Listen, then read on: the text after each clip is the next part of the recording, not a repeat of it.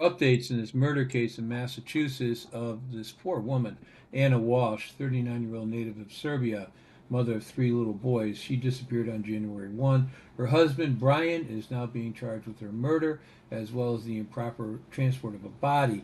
Police have not been able to find the body. They don't have a body. But they believe it was incinerated before they could find it. He had brought bags and so forth to a waste disposal place 30 miles from his home. Those bags were picked up, about 10 of them, and brought to a location for shredding, and they were incinerated, brought there by the state or whoever collects garbage there. By the time police got there, the evidence was already gone.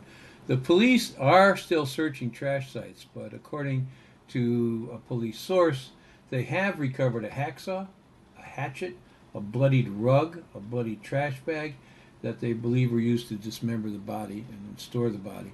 These items were found at another waste facility near Brian Walsh's mother's home. The blood tested in a crime lab revealed that the blood belonged to both Brian and Ana. Included in the 10 garbage bags, the second 10 that were found, was, as I said, the hacksaw, hatchet, bloody clothes, bloody rugs, personal belongings, including Anna's COVID-19 vaccination card and part of what appears to be her necklace. Walshe allegedly searched Google 21 times before and after Ana was killed and continued to search days afterwards. On Sunday, January 1, he searched how long before a body starts to smell. At 4:55 in the morning, he Googled three times later how to stop a body from decomposing. Wow. At 5:30 in the morning, he allegedly searched how to embalm a body, and then at 5:47 a.m. looked up 10 ways to dispose of a dead body if you really need to. At 6:25 that morning, he searched how long for someone to be missing to inherit.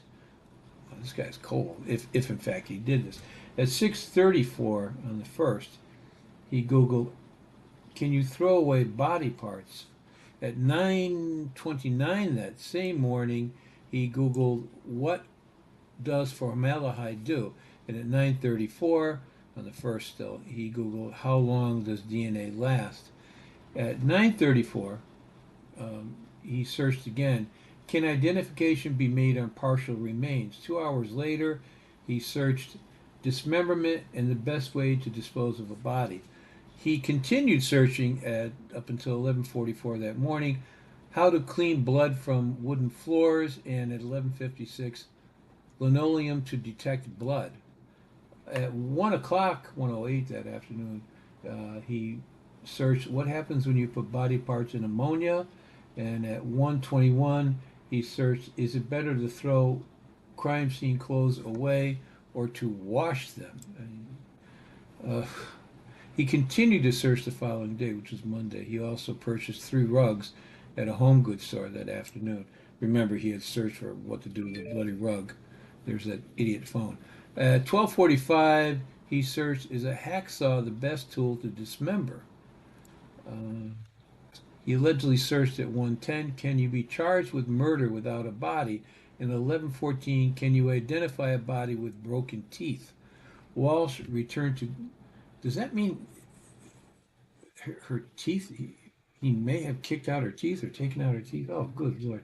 Walsh returned to Google at around 1:02 Tuesday, and he asked, what happens to hair on a dead body? It, I can't imagine Google wanting to know these things.